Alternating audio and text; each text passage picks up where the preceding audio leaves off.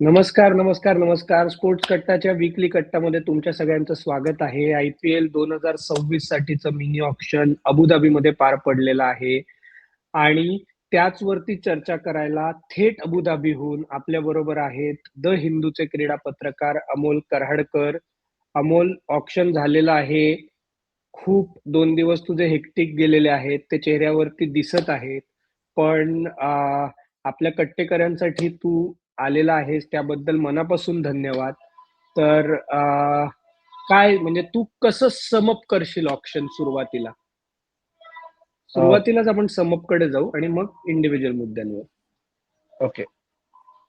सर्वच्या सर्व 77च्या 77 slot fill up झाले, हे वैशिष्ट्य. त्यातले परदेशी खेळाडूंचे सगळे स्लॉट्स नाही फिलअप झाले, जास्त स्लॉट्स इंडियन्सचे झाले. परदेशी 31 होते अवेलेबल, त्यातले 29च घेतले गेले, 48 भारतीय घेतले गेले. सर्वात महागडा परदेशी खेळाडू, टू बी स्पेसिफिक, सर्वात महागडा ऑस्ट्रेलियन खेळाडू कॅमेरून ग्रीन. सर्वात महागडा श्रीलंकन खेळाडू मतीशा पतिरना. सर्वात महागडा बांगलादेशी खेळाडू मुस्तफिजुर रहमान. आणि सर्वात महागडे इंडियन डोमेस्टिक अनकॅप म्हणजे भारतीय देशांतर्गत स्पर्धांमध्ये खेळणारे, अजून आंतरराष्ट्रीय क्रिकेट न खेळलेल्या खेळाडूंपैकी सर्वात मोठी बिड प्रशांत वीर आणि कार्तिक शर्मा. आणि त्याचबरोबर हे दोघं पकडून 9 करोडपती आंतरराष्ट्रीय डोमेस्टिक अनकॅप प्लेयर्स पैकी आणि अजून 3 जण जे 90 किंवा 95 लाखात अडकले. त्याच्यामुळे हे जर नटशेलमध्ये सांगायचं असेल तर ही ऑक्शन कॅमेरून ग्रीननी धडाक्याने सुरुवात करूनही शेवटी मात्र सामान्य क्रिकेट चाहत्यासाठी जी रिलेटिव्हली अननोन नावं आहेत त्यांच्यामुळे कायम संस्मरणीय राहील किंवा कायम लक्षात राहील. प्रश्नच नाही. अमोल, पण आपण अनकॅप्ड बद्दल तू बोललास, तू समअप छान केलास, पण तू अनकॅप्ड बद्दल बोललास त्याच्यात चेन्नई सुपर किंग्स जे अनकॅप्ड मध्ये IPLच्या गेल्या वर्षीच्या सेकंड हाफ पासून अचानक अनकॅप्ड कॅटेगरीमध्ये अचानक एकदम ते ऍक्टिव्ह झालेत. आयुष म्हात्रे असू दे, उर्विल पटेल असू दे, या बऱ्याच खेळाडूंवरती त्यांनी गेल्या वर्षी मिड सीझन पंट घेतला आणि तोच अप्रोच IPL 2026 कडे जाताना आपल्याला दिसतोय. पण त्याच्याबद्दल तुला काय वाटतं? म्हणजे काल आम्ही लाईव्ह मध्ये, मी आणि आलोक आकाशाने लाईव्ह केलं, तेव्हा मला असं समव वाटलं की मी त्याला म्हटलं की मला राजस्थान रॉयल्स 2007 चा लुक वाटतोय चेन्नई सुपर किंग्स मध्ये, की सगळ्या तरुण खेळाडूंचा भराणा करायचा. तिकडे शेन वॉर्न होता, इकडे महेंद्रसिंग धोनी आहे, 2-3 अनुभवी प्लेयर घ्यायचे आणि बाकी सगळी युवा टीम तयार करायची पुढच्या 5 वर्षांच्या दृष्टीने. असा त्यांचा काही अप्रोच दिसतोय का आणि तो कितपत वर्थ आहे? कारण मी काल हे झाल्यावरती ते पण बघितलं की याच्या आधी हायएस्ट अनकॅप्ड प्लेयर्स कोण होते, तर कृष्णप्पा गौतम होता, एक आवेश खान होता जो पुढे जाऊन गेला, त्याच्यानंतर अजून 2-3 नावं होती. त्याच्यानंतर म्हणजे पवन नेगीला आपण बघितलं, तो तेव्हा अर्थात अनकॅप्ड नव्हता, पण अशी अनेक नावं आहेत की ज्यांना अशा प्रकारे बिडिंग झाल्यानंतर पुढे काही करता आलेलं नाहीये. तर त्या दृष्टीने तू 14,20,00,000च्या बिड्स कडे कशा दृष्टीने बघतोस? एक सर्वात मोठा डिस्क्लेमर जो आपण कायम देतो, मी आजच्या माझ्या द हिंदूच्या कॉपीमध्येही तेच लिहिलंय की एखाद्या खेळाडूची ऑप्शन मध्ये आलेली किंमत याचा त्याच्या त्या संघासाठी असलेल्या वर्थ कडे डायरेक्टली संबंध असतोच असं नाही. Okay, number 1. नंबर 2, तू जे चेन्नई सुपर किंग्सचं म्हणलास, मला खूप फरक वाटतो आणि या बाबतीत काल मीडिया इंटरॅक्शन मध्ये स्टीफन फ्लेमिंग त्यांचे हेड कोच त्यांना मीच विचारलं आणि त्याच्यावर त्यांनी सांगितलं की हो, म्हणजे मी त्यांना स्पष्ट प्रश्न विचारला की गेल्या वर्षीच्या सुरुवातीला तुम्ही म्हणला होतात की अनुभवाशिवाय पर्याय नाही. ओके, मध्यंतराला म्हणलात की आम्ही पुढचा विचार करायचा ऑलरेडी सुरुवात केलेली आहे आणि आता तुम्ही ज्या पद्धतीने अप्रोच करताय यातनं काय अर्थ काढायचा की तुम्ही धडा खूपच मोठ्या पद्धतीने घेतलाय का, अशा अर्थाने मी प्रश्न विचारला. त्याच्यावर ते म्हणले, हो माझं गेल्या वर्षीपर्यंत ठाम मत होतं, गेल्या वर्षी हळूहळू बदलायला लागलं की अनुभवाला पर्याय नाहीच, अनुभवाचा फायदा होतो, पण अनुभवाची दुसरी बाजू असते की तुम्हाला अडॅप्ट करायला कदाचित वेळ लागू शकतो. आणि त्यांचं म्हणणं होतं, त्यांनी एक मस्त टर्म वापरली, T20 babies are coming to the fore, जे आपण आधी बोललोय इथे या प्लॅटफॉर्मवर, की ही अशी पिढी आहे की ज्यांनी IPL मुळे क्रिकेट बघायला, क्रिकेट खेळायला सुरुवात केली. याच्या आधीच्या सगळ्या पिढ्या होत्या ना, त्या आंतरराष्ट्रीय क्रिकेट बघायचे किंवा भारताच्या मेजर मॅचेस बघायचे आणि क्रिकेटचा नाद लागायचा. यांना IPL मुळे लागतं. त्यामुळे फ्लेमिंग यांनी सांगितलं की या पिढीला फिअरलेसनेस आहे. ओके.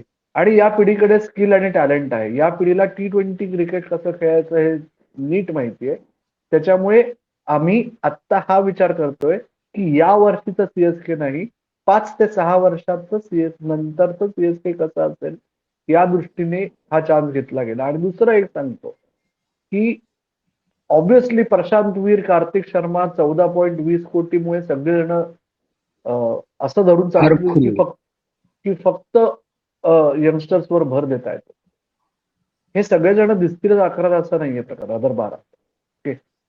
मुद्दा असा आहे, चेन्नई सुपर किंग्सनी गेल्या 3 वर्षात जे डोमेस्टिक अनकॅप प्लेयर्सवर इन्व्हेस्ट केले होते ना, उदाहरणार्थ शेख रशीद, त्याला मागच्या वर्षी संधी दिल्यानंतर त्यांनी सोडलं. वंश बेदीला मागच्या वर्षी ट्रायआउट केलं होतं, त्याला यावर्षी सोडलं. आंद्रे सिद्धार्थ, जो अंडर 19 मधून वर आलेला स्टार होता, त्यालाही त्यांनी ट्रायआउट करून सोडलं. तो आता ते धरसोड वृत्ती तुम्ही म्हणाल का कन्सिस्टन्सी म्हणायची, पण त्यांना आता हे लक्षात आलंय की या मुलांमध्ये इन्व्हेस्ट करायचा प्रयत्न केला, होत नाहीये, वेगळ्या लॉटकडे इन्व्हेस्ट करून बघूया. हा मुद्दा यातनं रास्त आहे. आणि शेवटचा मुद्दा की अनुभवाला पर्याय नाही, हे त्यांच्या स्टार्टिंग 12 साठी त्यांनी शेवटी खूप थांबून जे रिकॉल राऊंडला सरफराज खानला घेतलं, हे त्यावरूनही सिद्ध होतं की शेवटी ते अनुभवाकडे दुर्लक्ष करता येत असा प्रकार नाहीये. त्यांना एकीकडे आत्ताच परफॉर्मन्स आणि पुढचा विचार हे करण्याच्या संधीसाठी त्यांनी एवढी मोठी पर्स क्रिएट केली आणि त्याचा त्यांनी त्यांच्या दृष्टीने योग्य वापर केलाय. तो योग्य अयोग्य आपल्याला 2 वर्षात समजेल.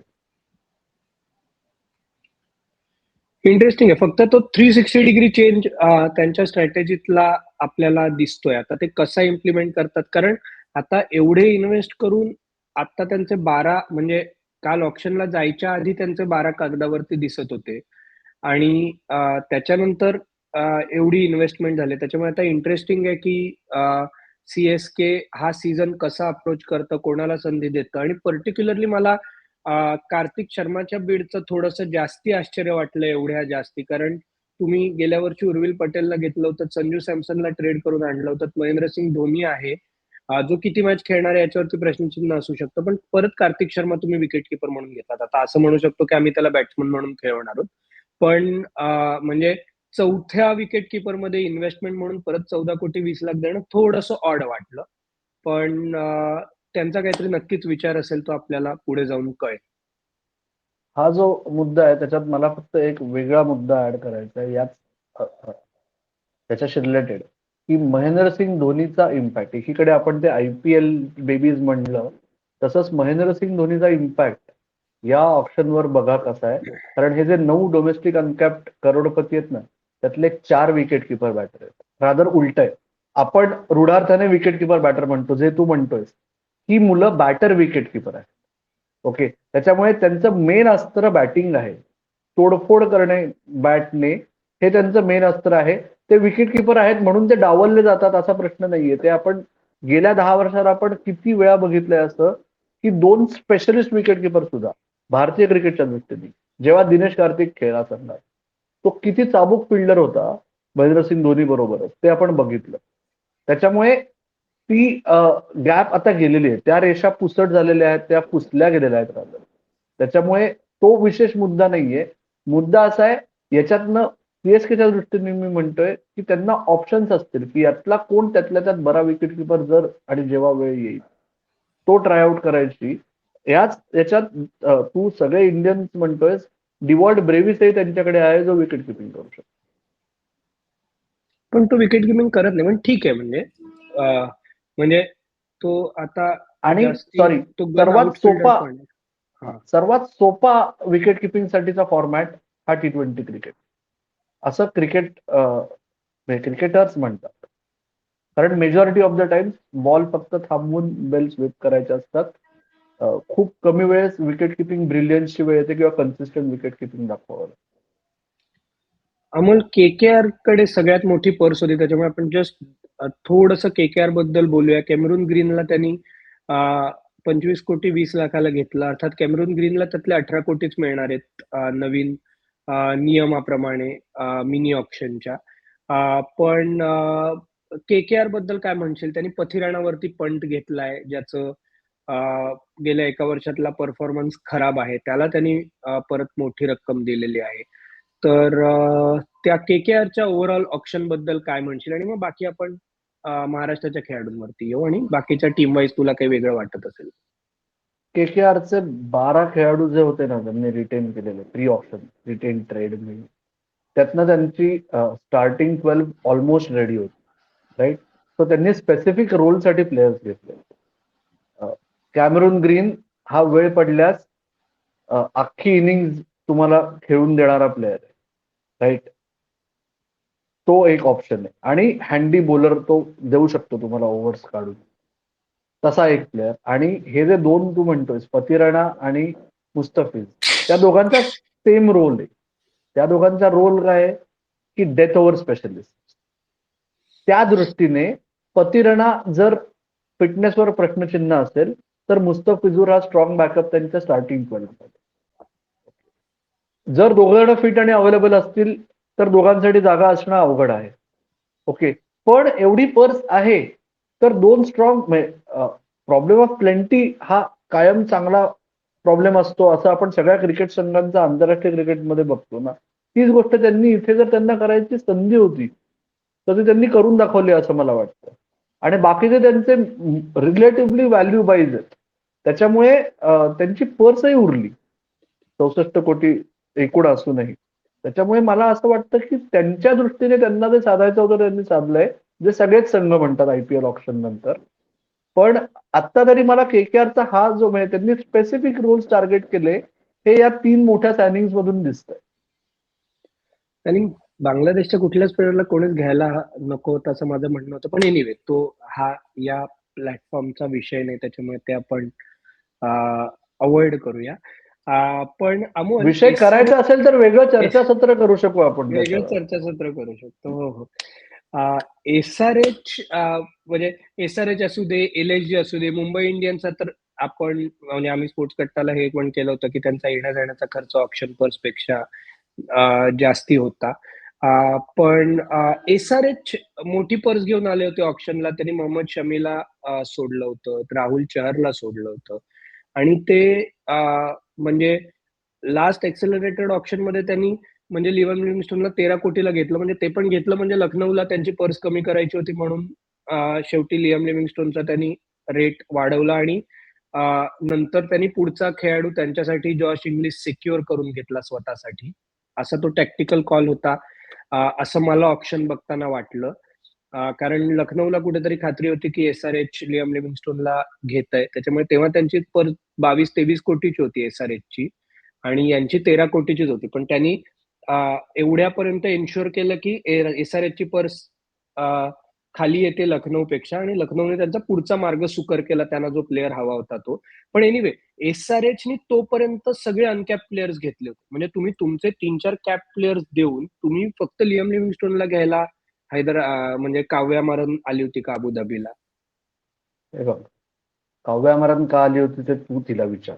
ओके, मी SRHची बेसिक स्ट्रॅटेजी तुला सांगतो की हे जे तुझं मत आहे ना, ठाम मत की याच्यासाठीच त्यांनी केलं असं मला वाटतं. साधा मुद्दा आहे की तिथे ज्या क्षणी LSG ला लक्षात आलं की हे थांबणार नाहीयेत, त्यामुळे त्यांनी पुढचा बेस्ट पर्याय त्यांच्यासाठी केला, हाही असू शकतो. दुसरा मुद्दा, लिव्हिंगस्टन हा 13 कोटी प्लेअरचा 13 कोटीचा प्लेअर आहे का, हा बेसिक मुद्दा जर कोणाला वाटत असेल, नाही वाटत आहे. नाही, माझा तो मुद्दाच नाहीये तो 13 कोटीचा आहे का. ओके, म्हणजे तो टॅक्टिकल आहे आणि म्हणजे तो त्याने त्यांच्याकडे पैसे होते, तो त्यांनी 13 कोटीला घ्यावा, तो त्यांनी 5 कोटीला घ्यावा, तो त्यांना बेस्ट प्राइसला 2 कोटीला आधी त्यांनी बीड केलं असतं तर आला असता का, हाही मुद्दा बाजूला ठेवू आपण. कदाचित तेव्हाच बिडिंग चालू झालं असतं. मग एकदा पॅडल वरती केलं असतं तर तेव्हाच बिडिंग चालू झालं असतं आणि तेव्हा ते सेफ झोन मध्ये होते, पर्स होती, त्यांना माहिती होतं आपल्याला कोणी अडणार नाहीये. त्याच्यामुळे त्यांनी ते शेवटपर्यंत थांबले. हा म्हणजे याच्यात सेन्स बनतो खूप, पण म्हणजे त्यांच्या ओव्हरऑल ऑप्शन स्ट्रॅटेजी बद्दल मला क्वेश्चन मार्क होता, कारण तोपर्यंत त्यांनी फक्त अनकॅप घेतले होते. कारण त्यांच्या हिटलिस्टवर नंबर 1 प्लेअर लिव्हिंगस्टन होता, असं इंटरप्रिटेशन माझं आहे त्याच्यात. आणि जो मुद्दा तू केलास की सुरुवातीला केलं असतं तर कदाचित याच्या अजून 4-5 कोटी जास्त द्यावे लागले असते, ठीक आहे. त्याच्यामुळे ते थांबले, बाकी सगळे प्लेयर्स बाहेर गेले आणि मग एक किंवा 2च प्लेयर्स उरलेत ही खात्री असताना त्यांनी लिव्हिंगस्टनला बीड केलं. आणि ही टिपिकल ऑप्शन स्ट्रॅटेजी दरवर्षी आपण बघतो.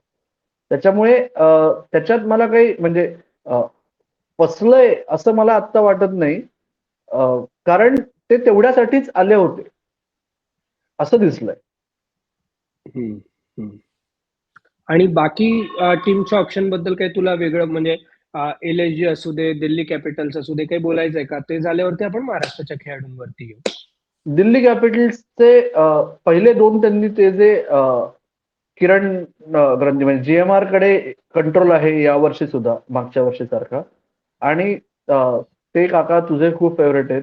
ते जे गॅम्बल करतात, ते जे पंट घेतात, जो मुद्दा लिव्हिंगस्टनचा आहे ना, तोच म्हणजे त्यांनी ऐन वेळेस चान्स घेतला. तो पहिले 2 जे त्यांचे बेस प्राइस वाईज होते ना पहिल्या 2 राऊंड मध्ये, बेन मिलर. डकेट, डेव्हिड मिलर आणि बेन डकेट. डेव्हिड मिलर पहिला प्लेअर ऑप्शन मध्ये विकला गेलेला कालच्या, आणि बेन डकेट हे दोघही जण कदाचित रिकॉलला जास्त बिडिंग झालं असतं.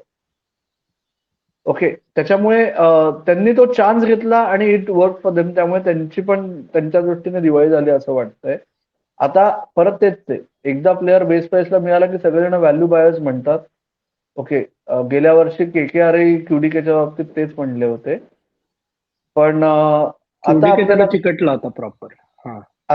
समजेल की खरंच बेन डकेट हवा होता का नाही. पण JFM ची डिरेक्ट रिप्लेसमेंट त्याच्याकरता ते 3 कंटेंडर्स होते, बेन डकेट, जॉनी बेअरस्टो आणि Jamie Smith. Okay, so Jamie Smith आणि जॉनी बेअरस्टोला बिड न मिळणं हे माझ्या दृष्टीने आश्चर्यकारक होतं, कारण ते बरेच संघ म्हणत होते की या तिघांपैकी हे दोघं जण आधी जातील आणि नंतर कदाचित बेन डकेट जाईल. त्याच्यामुळे ते दिल्ली कॅपिटल्सचा आय थिंक म्हणजे पडलं तर त्यांच्या पथ्यावर पडणार आहे असा प्रश्न आहे. आणि अर्थात महाराष्ट्राच्या खेळाडूंकडे जाण्याआधी बोलू का महाराष्ट्राच्या खेळाडूबद्दल, कोणाबद्दल? जो दिल्ली कॅपिटल्सने सर्वात शेवटी घेतला? महाराष्ट्राच्या खेळाडूंबद्दल अमोल सांग. आता तू जो दिल्ली कॅपिटल्सने शेवटचा घेतला त्याच्यापासून सुरुवात केलीस तरी चालेल. सो पृथ्वी शॉला बिड मिळणार का, हा समस्त भारतीय क्रिकेट प्रेमींसाठी सर्वात मोठा प्रश्न होता. IPL ऑप्शनमध्ये कॅमरून ग्रीनला किती कोटी मिळणार याच्यापेक्षा. सो आणि मी द हिंदू मध्ये लिहिलं देखील होतं, इकडे बोललोही होतो आय गेस, की पृथ्वी शॉनी बऱ्याच संघ मालकांना अप्रोच केलं होतं आणि बऱ्याच संघ मालकांनी त्यांच्या टीम मॅनेजमेंटना सांगायचा प्रयत्न केला होता की everyone deserve a second chance. अखेर कोणी कोणी काय काय त्यांना रिस्पॉन्ड केला त्याच्यात न जाता अखेर पृथ्वी शॉला दिल्ली कॅपिटल्सनी दुसरी संधी दिलेली आहे. दिल्ली कॅपिटल्सच त्याचा शेवटचा IPLचा संघ होता. त्यांनीच त्याला परत संधी दिलेली आहे. पृथ्वी शॉचं टॅलेंट, ओके, याच्याबद्दल कोणालाही वाद नव्हता. पृथ्वी शॉ आता फिट झालेला आहे. पृथ्वी शॉचा फॉर्मही कधी जात नाही. पृथ्वी शॉचा IPL मध्ये ऍटलिस्ट दिल्ली कॅपिटल्सच्या जुन्या संघ व्यवस्थापनाबरोबर रोल एकदम डिफाईन्ड होता. पॉवर प्ले तोड पुढचं बोनस, ते तो करू शकतो हे त्यांनी वारंवार दाखवून दिलंय. पृथ्वी शॉला 14 मॅच डेज सोडून उरलेले 40 दिवस जर त्यांनी संघाचा व्यवस्थित भाग बनून व्यवस्थित स्वतःची जागा बनवली तर पृथ्वी शॉ साठी IPL 2026 हे कलाटणी देणारं वर्ष ठरू शकेल असा आत्ता तरी अंदाज आहे. इंटरेस्टिंग. आणि अमोल, तू बाकीच्या म्हणजे बाकीची लिस्ट वाचतोयस का? आपण प्लेअर वाईज घेऊया. कारण म्हणजे मुंबई T20 लीग होती, महाराष्ट्र प्रीमियर लीग झाली, विदर्भ प्रीमियर लीग झाली. या लीग्सचा सायलेंटली का होईना फायदा होतो. कारण मला वाटत नाही याच्या आधी IPL मध्ये महाराष्ट्राचे एवढे खेळाडू होते. विकी ओसवालला बीड मिळाली, साहिल पारखला बीड मिळाली, अर्शिन कुलकर्णी ऑलरेडी लखनौ सुपर जायंटचा भाग आहे. राजवर्धनला सरप्राइझिंगली बीड मिळाली नाही. पण या महाराष्ट्राच्या खेळाडूंना अ, यावेळी चांगली संधी मिळाली नाही का? विदर्भाच्या दानिश मालेवारला संधी मिळाली, प्रफुल्ल इंगरासन. आणि दानिश मालेवारचं मला एक आश्चर्य म्हणजे चांगलंच वाटलं की यावेळी त्याचा व्हाईट बॉल सीझन झालाच नव्हता इंजुरीमुळे. तरी सुद्धा मुंबई इंडियन्सनी त्याला घेतलं. ओके. सो 2-3 मुद्दे.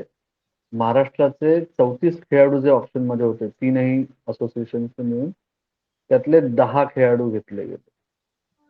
महाराष्ट्र क्रिकेट असोसिएशनच्या 10 पैकी 5 खेळाडू, मुंबईतल्या 16 पैकी 3 आणि विदर्भाच्या 8 पैकी 2. त्यातला तू जो म्हणलास राजवर्धन हंबर्डेकर, हे आश्चर्य माझ्यासाठी नक्की नव्हतं. कारण असं वाटतंय की फ्रँचायझीज त्याच्या पुढे गेलेल्या आहेत. त्याला खूप काहीतरी वेगळा बदल घडवून आणावा लागणार आहे त्याच्या कामगिरीमध्ये. तर त्याला कन्सिडर केलं जाऊ शकतं, असं आत्ता तरी दिसतंय. विकी ओसवाल नक्की जाणार होता. 2 टीम्स स्प्रेमध्ये होत्या. आरसीबीने त्याच्यावर शेवटी ऑप्शन डायनामिक्सच्या याच्यात आरसीबीने दिसतं दाखवली. ते चांगलं आहे, कारण काय विकी ओसवालनी त्याची फिरकी गोलंदाजी हा प्रश्नच नव्हता. त्याची फिल्डिंग ही चाबूक आहे. त्यांनी स्वतःच्या पार हिटिंगवर जे काम केलेलं आहे आणि जे त्यांनी वारंवार दाखवलेलं आहे, त्याच्यामुळे त्याला फायदा होणार होता. जे झालं आणि त्याच्याबद्दल चांगलंच वाटतंय. साहिल पारख इन्व्हेस्टमेंट आहे. साहिल पारख बद्दल जास्त माहिती करून घ्यायची असेल, विकी ओसवाल बद्दल जास्त माहिती करून घ्यायची असेल, तर तुम्हीच आलोक आकाशेने केलेले जे त्या दोघांचे इंटरव्ह्यूज आहेत, त्याच्यात खूप काही कळेल त्या दोघांबद्दल. साहिल पारख इन्व्हेस्टमेंट आहे. साहिल पारख परत तसंच आहे की साहिल पारखचा डेब्यू होईल का पहिल्या वर्षी मला वाटत नाही. कारण पृथ्वी शॉ ऑलरेडी घेतला गेलाय, राईट. पण साहिल पारख 2 वर्षात काय करतो हे आपल्याला बघणं फार मला स्वतःला इंटरेस्टिंग आहे. प्रशांत सोळंकी आणि राहुल त्रिपाठी दोघा जणांना योगायोगाने अभिषेक नायरच्या KKRने दुसरी संधी दिलेली आहे. प्रशांत सोळंकी तुला एक सांगतो, त्यांनी रेड बॉल लेग मध्ये तो दिसला नाही महाराष्ट्राच्या रणजी ट्रॉफीमध्ये, कारण त्याने स्वतःला अनुपलब्ध केलं होतं. तो सुपर फिट झालाय. त्याचे ऑलमोस्ट 6 पॅक्स झालेत. ओके. गुबगुबीत प्रशांतचा 3 वर्षात कायापालट कलाकालाने होऊन आता तो खरंच सुपर फिट झालेला आहे आणि ते त्याच्या परफॉर्मन्समध्ये दिसतंय असं संघांनाही वाटतंय. कारण काय ती अभिषेक नायर हेड कोच असणं आणि या दोघांनी त्याच्यावर अधूनमधून काम करणं हा एक मुद्दा. पण अभिषेक नायर जेव्हा हेड कोचच्या भूमिकेतून बघतो तेव्हा हे प्लेयर्स नक्की फिट होतात का ही त्याची स्वतःची खात्री असल्याशिवाय तो इतरांना सांगायच्या फंदात पडणार नाही. त्याच्यामुळे ती गोष्ट. सरफराज बाबतीत आपण बोललो. अथर्व अंकोलेकर उर्फ बंड्या, त्याला मुंबई इंडियन्सने संधी दिली आहे. तो बॅकअप ऑप्शन म्हणूनच बघितला जातोय तुर्तास तरी. पण तो गेली 6-7 वर्ष व्हाईट बॉल स्पेशलिस्ट म्हणून मुंबई क्रिकेटमध्ये आपल्याला नक्की माहिती आहे. त्याच्यामुळे आशा करूया की जर आणि जेव्हा त्याला संधी मिळेल तेव्हा तो त्याचं प्रभुत्व सिद्ध करू शकेल. मला ओंकार समव वाटतंय की त्याला चान्स पण मिळू शकतो. हे नाही, हा बोल. हा. Omkar Tarmale, Shahapur express, tennis ball cricket specialist, Thane Eagle स्ट्रायकर्ससाठी खेळला T20 मुंबई. आणि मुंबईत फार संधी न मिळालेला खेळाडू आहे. इकडे तिकडे हात मारतोय बाकीच्या राज्यांमध्ये. पण ओंकार टर्मळे हे IPL स्काउटिंग हे कसं फक्त मुंबई इंडियन्सचा बालेकिल्ला राहिलेला नाहीये याचं समर्पक उदाहरण. सगळे संघ आजकाल तेच करतात. मुंबई इंडियन्सनी सुरुवात केली. ओके. आता ह्या सगळ्या नव्या खेळाडूंना ग्रूम कसं केलं जातं यावर त्या खेळाडूंचं आणि त्या संघांचं भवितव्य अवलंबून आहे.